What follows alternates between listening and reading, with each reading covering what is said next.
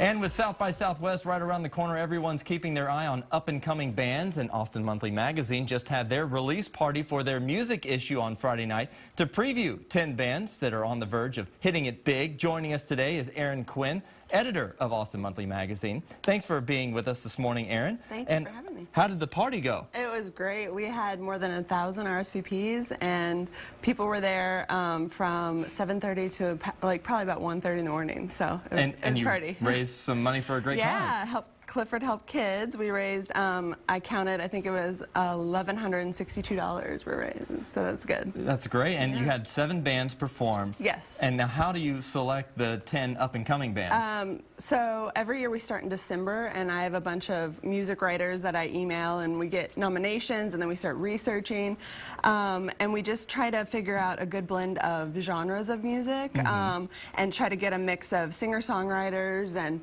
you know, rock bands. And I mean, we had some people on Friday night, and they just were amazing. I mean, they had groupies coming, and it was pretty cool to just see how big of an impact these bands have already. So. And one in particular that you're featuring is Gary Clark Jr. Yeah, Talk about his story. He is our cover.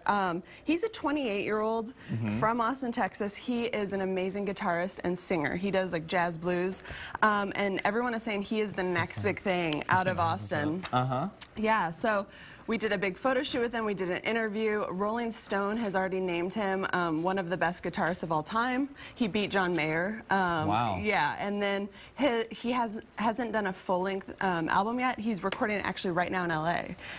But his EP, which was just a few songs, was named one of the best albums of last year by Rolling Stone as well. So everyone's talking about this kid, and he's 28, and he's just really talented and really humble and great. So it makes you really happy to be in Austin when you hear about these people. Sure, and when you're kind of going to watch them perform or critiquing them and putting your list together, what are you looking for?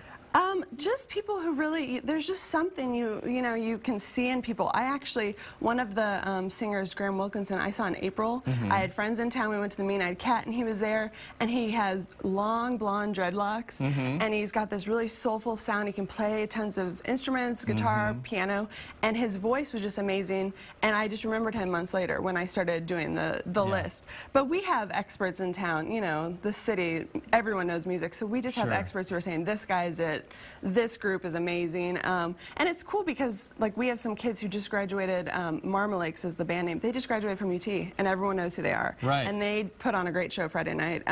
Then there's some people who are in their late 30s who are like, you know, we're doing this later in life. And they have day jobs, and then they play at night. So it's a really cool place, you know, to be in a band and to get noticed. And that's probably the great thing about these bands is they're right here. They're easy to go see. You know, it's not going to cost you a fortune to go see them out of town. Right.